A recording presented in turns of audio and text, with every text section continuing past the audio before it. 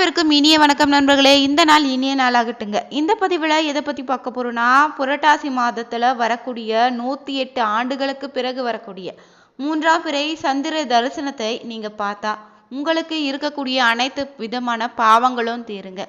மேலும் பார்த்தீங்கன்னா, இந்த நாளை எப்படி நீங்கள் சந்திர தரிசனம் செய்தால் உங்கள் வாழ்க்கையில் செல்வ வளம் மேம்படுன்னு தெரிஞ்சுக்கொள்ள இந்த ஒரு பதிவை கடைசி வரைக்கும் ஸ்கிப் பண்ணாமல் பாருங்கள். மேலும் நீங்கள் புதியவராக இருந்தீங்கன்னா மறக்காமல் உற்சாக நியூஸ் சேனலை சப்ஸ்கிரைப் பண்ணிவிட்டு கூடவே இருக்க பெல் பட்டனை கிளிக் பண்ணிக்கோங்க. நீங்கள் தனிப்பட்ட முறையிலும் ஜாதகம் பார்ப்பதாக இருந்தீங்கன்னா ஜாதகத்தில் ஒரு தெளிவான பதிவையும் பரிகாரத்தையும் பெற்றுக்கொள்ள நீங்கள் வீடியோவில் டிஸ்கிரிப்ஷனில் கொடுத்துருக்க நம்பருக்கு மறக்காமல் கால் பண்ணி தெரிஞ்சுக்கோங்க. வாங்க நண்பர்களே, வீடியோக்குள்ளே போகலாம். ஜோதிட சாஸ்திரத்தில் பார்த்தீங்கன்னா சந்திர பகவான் தாங்க மனோகாரகன்னு சொல்லுவாங்க. அதனால்தான் சந்திரனுக்குரிய பௌர்ணமியும் தேய்பிரை திதிகளும் முக்கியமானதாக சொல்லப்படுது. அதே போல் அமாவாசைக்கு பிறகு வரக்கூடிய 3ஆம் பிறை பார்த்தீங்கன்னா நாளை நீங்கள் சந்திரன் தரிசனம் செய்து வழிபட்டீங்கன்னா உங்களுக்கு இருக்கக்கூடிய மனக்குழப்பங்களோ முற்பிறவில நீங்கள் செய்த பாவங்கள் அனைத்தும் தீருவதாக சொல்லப்படுதுங்க. அமாவாசைக்கு அடுத்து வரக்கூடிய 3ஆவது நாளை 3ஆம் பிறைன்னு சொல்லுவோம். வானில தோன்றக்கூடிய 3ஆம் பிறை நிலவை தரிசிப்பதையே பிறை காணுதல்னு சொல்லுவாங்க. பஞ்சாங்கத்திலும் பார்த்தீங்கன்னா கலண்டரிலும் 3ஆம் பிறையை மக்கள் பார்க்க வேண்டும்னு குறித்து வச்சிருப்பாங்க. சந்திர தரிசனன்னு சிவன், பார்வதி, விநாயகர் போன்ற தெய்வங்கள் பார்த்தீங்கன்னா சுடும் இந்த பிறை தெய்வீக சின்னன்னு சொல்லலாம். காமம், வெகுளி, மயக்கன்னு இந்த 3 குணங்களையுமே கடந்தவன் தான் முக்தி அடைய முடியும்னு நினைவுபடுத்தும் விதமாக பெரியவங்க பார்த்தீங்கன்னா இதை காண வேண்டும்னு சொல்லியிருக்காங்க. மேலும் பார்த்தீங்கன்னா தட்சண்ய சாபத்தால் தனது 16வது கலைகளையுமே இழந்திருக்கான் சந்திரன். தனது கலைகளை மீண்டு பெறுவதற்காக தான் சந்திரன் பார்த்தீங்கன்னா சிவனை நினைத்து தியானம் செய்து வந்திருக்காரு. தட்சனுடைய சாபத்தால் பார்த்தீங்கன்னா உருகக்கூடிய சந்திரனின் தேக நிலை பார்த்தீங்கன்னா குறித்து மிகவும் வருத்தம் அடைந்து வந்திருக்காரு. அவருடைய 27 நட்சத்திர மனைவியரும் பார்த்தீங்கன்னா உடனே தங்களுடைய தந்தையான தட்சனிடம் சென்று சாப விமோச்சனா அளிக்கும்படி வேண்டியிருக்காங்களாம். தட்சனோ பார்த்தீங்கன்னா தனது அறியாமையால தான் அளித்த சாபத்தால தனது புண்ணியம் அனைத்தும் குறைந்து விட்டதுன்னு எண்ணி வருத்தப்பட்டிருக்காரு. தன்னால் சாப விமோச்சனம் அளிக்க முடியாதுன்னு சொல்லியிருக்காரு. பின்னர் பார்த்தீங்கன்னா இறுதியில அந்த 27 நட்சத்திர மனைவியருமே சந்திரனோ சிவபெருமானை நினைத்து தவம் புரிய தொடங்கியிருக்காங்க. சந்திரனுடைய தவத்தை மெச்சிய சிவபெருமான் தாங்க தன்னுடைய தலைமுடியில பார்த்தீங்கன்னா 3ஆம் பிறையாக அமரும் பேரு பெற்றாரு. சுறுசுறுப்போடு அதே நேரம் பார்த்தீங்கன்னா சிறுக சிறுக வளர்ந்தா முழு பலனையும் அடைய முடியும்னு கருத்தை இது நமக்கு தெரிவிக்குதுங்க.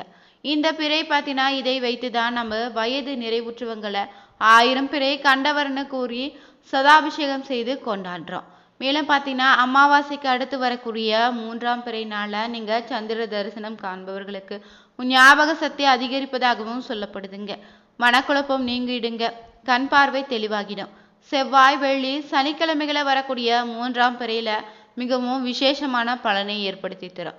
குறிப்பாக பார்த்தீங்கன்னா சித்திரை, வைகாசி மாதங்களையும் புரட்டாசி மாதத்துல வரக்கூடிய இந்த பிறையை நீங்க கண்டீங்கன்னா ஒரு ஆண்டு சந்திர தரிசனம் செய்த பலன் நிச்சயம் உங்களுக்கு கிடைத்திடுங்க. கார்த்திகை, மார்கழி மாதங்கள்ல வரக்கூடிய 3ஆம் பிறை கண்டீங்கன்னா சகல பாவங்களும் தொலைவதாக சொல்லப்படுது. காலை வேளையில பிரம்ம முகூர்த்தம் ஆகும். மாலை வேளையில பொதுவாக விஷ்ணு முகூர்த்தம்னு சொல்லுவாங்க. எனவே அந்த வேளையில நீங்க சந்திர தரிசனம் செய்தீங்கன்னா உங்க வீட்டுல பாத்தீங்கன்னா விளக்கேற்று வழிபட்டாலும் உங்க வாழ்க்கையில செல்வ வளம் பெருகிடுங்க. செல்வ வளமும் பெருக தொடங்கும். திருமண ஆனவர்களாக இருந்தீங்கன்னா தம்பதி சமேதராக சந்திர தரிசனம் செய்வது உங்க குடும்ப வாழ்க்கையில பாத்தீங்கன்னா இருந்து வந்த சண்டை சச்சரவுகளை நீக்க உதவியாக இருக்குங்க. திருமணம் ஆகாதவர்களாக நீங்க இருந்தீங்கன்னா பெற்றோரோடு சேர்ந்து 3ஆம் பிறையை தரிசனம் செய்யலாம். இதனால் குடும்ப ஒற்றுமை பெருகிடுங்க.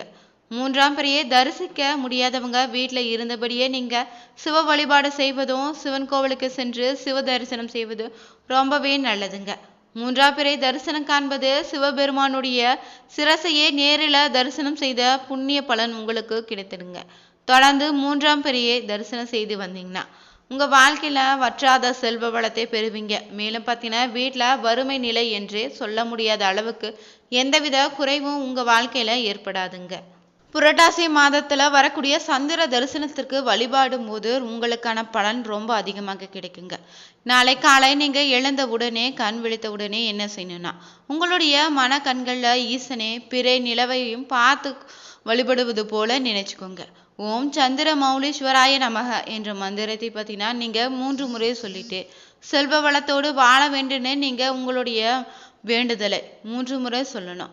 மேலும் பார்த்தீங்கன்னா மன நிறைவோடு வையுங்க. உங்களுக்கு யாராவது தனிப்பட்ட முறையில் குரு இருந்தாலும் கூட யாரையாவது நீங்கள் குருவாக ஏற்றுக்கொண்டு அவர்களுடைய கொள்கையை பின்பற்றி வந்தீங்கன்னா கூட அந்த சமயத்தில் குருவுக்கு வணக்கம் சொல்லிடுங்க. பின்னர் பார்த்தீங்கன்னா இந்த நாளாக புதன்கிழமை செவ்வாய்க்கிழமையோடு இணைந்து வருவது இந்த நாள் ரொம்பவே விசேஷங்க. முருகப்பெருமானுக்கு உரிய நாள வருவதால இந்த நாள வழிபடுவது உங்களுக்கு அதிகப்படியான பலன்களை ஏற்படுத்தி தரப்போகுது. நீங்க கடன் சுமையிலிருந்து வெளிவர வேண்டும் நினைச்சீங்கன்னா இந்த ஒரு எளிய பரிகாரத்தை ஜோதிடர்களுடைய சொல்படி இந்த ஒரு விஷயத்தை செய்து பாருங்க. வாங்கிய கடனுக்கு கரிநாள வெட்டி கட்டினால் அந்த கடன் சுமையிலிருந்து சீக்கிரமாக வெளிவரலான்னு ஜோதிடத்துல ஒரு நம்பிக்கையாக சொல்லுவாங்க. அதனால நாளைய தினம் பார்த்தீங்கன்னா நீங்க செவ்வாய்க்கிழமையாக அமைஞ்சிருக்கு.